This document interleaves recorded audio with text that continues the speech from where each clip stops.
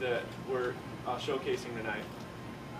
John Keeler, Corey Levy, Bill Babel. Sorry, if you don't know who they are, this is John Keeler, Corey Levy, Bill Babel, Mike Yavenditti, and Gary Vaynerchuk. So really, it's just kind of a way for us to have just a real discussion with these guys. And if there's questions that you think, oh, I wouldn't ever get amongst 500 people, I can ask now. There's a wealth of knowledge in these guys, and I'm sure you came with questions because that's why you bought the admittance to this area. So with that, if any of the speakers want water, I was going to go. Do you want us to all sit up there to make it a little easier? Sure. I'll take a club soda with wine. Club soda with wine? I'll take a Shirley Temple. Doesn't it feel like a Shirley Temple kind of place down here? Well, I'm really sorry that I said I didn't realize. Two water. Now you're going Bill? back. Okay, I was probably not in college for a long time. Got water? Okay, thank you, guys. Give one more share. I thought about that before I started to go. I was like, he's probably Didn't we all have a glass of wine? Yeah. I always think so. Daily Greek. Hey, Gary. As long as it's the bottled wine wine. that you gave away at South by Southwest it can't be shipped To Texas.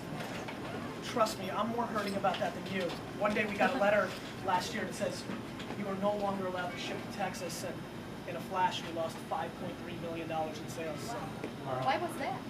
Because the wholesalers here in Texas, the people that sell to the stores, don't want the outside competition, so they paid off your politicians to put in a law to keep out any outside competition.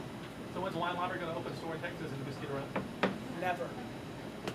Never. Because, in 2011, those aren't the kind of ways I want to build businesses. I know what the headaches are of a brick and mortar store, and so they're just, and that's really the sad part, right? Like, I have a lot of sadness that my entire career won't be in an industry I love so much. I mean, the reason I'm even down here right now with you is because of the archaic liquor laws. I would have been more than happy to build a $300, $400, $500 million a year e-commerce wine company, and that's what I probably would have done. But somewhere around the day I turned 30 years old, I realized I was being naive to think that all this transparency and authenticity and all the stuff I believe in is true. The problem is we had prohibition in America, and it segregated the laws by state level, and it's very, very difficult to fight the dirty money that the powers that be that don't want the competition are going to do. And especially Texas is really tough because Specs, a very big retailer, is also a distributor, so they have extra reason to keep everybody out.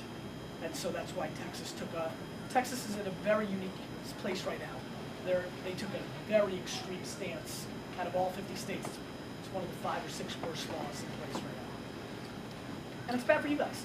I mean, if we've got the data that shows the pricing in Texas for wine has gone up 28% across, on that, not each product, but because. So partnering with Trader Joe's would be the best solution then. No, it's, what's really sad is like the best solution is for America to be America, and let free trade do its thing. You can buy a grenade on the internet, but you can't buy a Pinot Noir. Sucks. You guys want to go and give everybody some context, maybe? Is there anything you want to know what you're about? So I'm Bill Babel. I currently work at Rackspace, which is a hosting company based down in San Antonio. And I came to Rackspace through acquisition. I built an email hosting company that they acquired in 2007, and spent a couple years building that within Rackspace. And the past year, I do corporate development, so partnerships, M&A for our cloud business. And I invest in and advise a number of companies, mentor companies through Capital Factory, which is an accelerator program down in Austin, Texas. Generally, I love being in the startup world, which is actually why I moved into corporate development, because I spend all day on the phone or face-to-face with startups that are building cloud-related products, which is a lot of fun. Thank you. So my name's Corey Levy. I'm a co-founder of a startup called One, a mobile app that lets you know when there's people around you who share your interests. And I'm 19, just raised a round of funding from like Ron Conway and Michael Daring and True Ventures, Charles Rivers Ventures, and Keith Raboy and some other startup guys in San Francisco. And we're we're just getting started. John Keeler. I am a principal at Click Here, here in Dallas, which is the interactive group within the Richards Group, which is the largest independently owned ad agency in the United States. And I head up our digital strategy program there and think about holistic kind of digital strategies for our clients and understanding their customers and how everything works together. And I was a startup guy originally, worked in a couple early startups in online radio as well as online couponing, and then made my way into the agency world. I'm Gary Vaynerchuk. I built a wine retail company online called Wine Library, which was my dad's local liquor store in New Jersey that I took online. It was originally called Shoppers Discount Liquors. And I launched that in 1997, and in 2006, early 06, I started something called Wine Library TV when I realized wine shipping laws were not going in the right direction, so I decided to build something that nobody could ever take away from me, which was me, and built some internet celebrity and opportunities, and wrote some books, and I'm keynoting tonight, and have a company called VaynerMedia with my brother AJ. We do social strategy and mainly really hardcore community management for a lot of large brands like PepsiCo and Green Mountain Coffee and Campbell's, New Jersey Nets, and things of that nature. So super entrepreneurial. Thinking about launching a vodka. I'm Mike Gavinity. I'm the founder and CEO of a company called Hashable. I'm also speaking tonight. I've been in the internet space since 1996 at Juno, then Alta Vista out in Silicon Valley, and then I worked for Barry Stiller's company, Match.com, and Ticketmaster, and Shopping Network for a year, and corporate development. And then I built and sold one of the largest online advertising companies ever, a company called Quigo, which was sort of a B2B, like kind of like an eBay auction system for ads, where you could go in and say, I want to, I sell Houston Astros t-shirts and I want to be on the Houston Astros page on ESPN.com and nowhere else. And so we invented the concept of auctioning off pages and competed very successfully against Google. Sold that company for $350 million in 2007 to AOL. And then I took some time off and came back off the couch and started to build a service called Hashable. Hopefully some of you are beginning to use it. It's really a service that's evolving, but I think what you're going to find out is that it's the first personal social CRM service that's aimed at smartphone users. So I use it to keep track of everyone I meet. So if I meet you tonight, I'll ask you for your email address or Twitter handle, and that's because I want to remember who you are tomorrow or the next day. Hashable builds an Uber address book of everyone I know in the world and everyone I meet going forward. That's the benefit of it. And we're adding a lot of new users every day, and we're pretty pleased about where we are. If anyone has any questions, I'm happy to. I also am an angel investor in about 35 companies, aside from being the founder of 2 different companies. And I'm going to talk tonight about the lessons I've learned. It'll be a little boring compared to his speech, I'm sure. I had a question about, Yep. got a question about Barry Diller's company called ASD. Yep. Yeah, sure. Because I'm in a semantic search.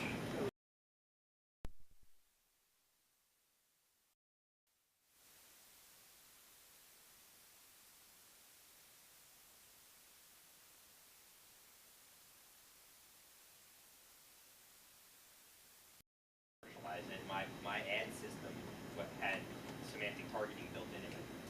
So yeah, I'm one of the few people that ever was able to take semantic algorithms and commercialize it. So I know a lot about that. Okay. Happy to. I'm more than happy to listen to the conversation right now. Oh, I think you kind of boring. So I'd rather talk about wine. So 2 weeks ago, What's your name? Jim Durkin.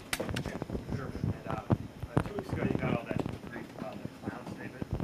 But then you came out with a video that kind of explained what it was. And then last week, Peter Shankman came out and said all the social media people should die in fire. And he doubled down on it. He didn't say he was helping. He said that they really should hear some actions. So there's a big difference. It's clear. Peter and I are very different guys, too. kind of a jerk. You were kind of explaining where it was. And it was interesting, though, it gave me an idea, and I wanted to get your thoughts on it, because you had the interview, and we all say things sometimes. But obviously, social media expert, a lot of people like to beat it up. But it's not like anyone has social media expert on their resume that's sneaking in intel, making $2 million, and ruining things. But it's fun to kind of punch down at the folks doing so. The real question is, how do we judge the people that are out there right now? I don't think ROI is really that hard to do. I just think most people who are jumping into social media don't have experience in it. Maybe it's something you can speak to from the digital strategy. What would you think about an interview program where we brought some of the big wigs on there and actually dug into what they know? Because at first it was, oh, you can't measure it, it's engagement. Now it's, oh, it's business and authenticity. They never really go much further. And most of the time their experience is only their own industry. So do you think any of them would actually sit up and say, yeah, I'll go in 20 minutes, do a gauntlet or a chamber, and I'll prove that I'm not a fake? Or you think I think it's tough. I think there's several things going on in that question. First and foremost, anybody who can do something in 20 minutes or even an hour to prove it, it's not going to do it. It's the same reason I'm getting offered so many television shows for me to be the guide to home improvement your business, right? Like every network on television has offered me, I've gotten 7 substantial TV deals in the last 2 years that have been go to a car wash place in Mississippi and help them fix their business, Gary, right? Like everybody wants me to be that guy, at least in the TV world. And I always tell them, I'm like, you know, fun, interesting, I don't want it to be dummied down, so I'm probably not going to do it with you. I hate the terms of the TV, so I'm definitely not going to do it with you. But more importantly, execution's impossible. Everything I talk about is marathons. We can't do it in a 1-hour show.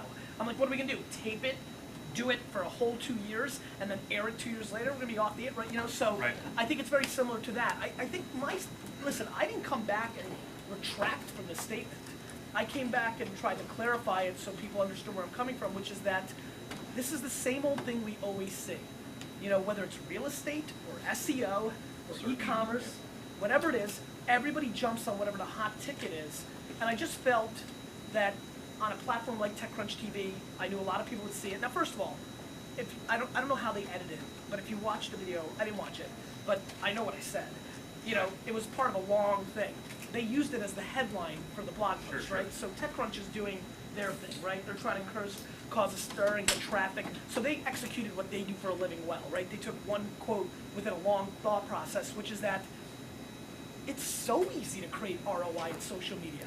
If you understand my point is that if you understand what business is, there's value in this stuff. This stuff matters. The problem is, if you really look at what's going on in the masses, and you probably see it, I mean, I've sat where this energy really comes from is actually not the guys and gals that I know are scam plays and are just riding a wave and have no chops. That is almost like a blind spot to me. I'm not even that worried about it. What has blown me away, and you can jump in after I'm done with this, and I'd love to get your perspective, I'm stunned by what I sit in corporate America from big agencies that are real people. I mean, I've gotten in trouble in the sandbox a couple of times, you know, because I'm struggling with it, because I'm blown away that somebody raises their hand in a company and says, okay, here's what we're going to do for you, XYZ Soup. We're going to spend $400,000 to produce a viral video. And I'm like looking around, and I'm like waiting for like the joke. And everybody's like, yeah, you know, we probably could make the budget for it. I'm like, what the fuck? I'm like, no, we're not. You know, like, you can't do that. That's insane. Let's pay $50,000 or $100,000 to YouTube celebrities who are going to get us automatically 5 million views and product place. Let's not make something that's going to get 37 views that we don't have the expertise to actually. So my real problem is the big agencies, or even the small agencies, or the people that have 40,000 Twitter followers who are starting agencies that really don't understand how to take it to actually have somebody pay for something. I always felt that my books were the big reason people don't really know. Let's break some news, I know it's being recorded. The big reason I wrote books is I wanted to show everybody that my product would sell and others wouldn't, and ultimately I knew that that's where the debate would go.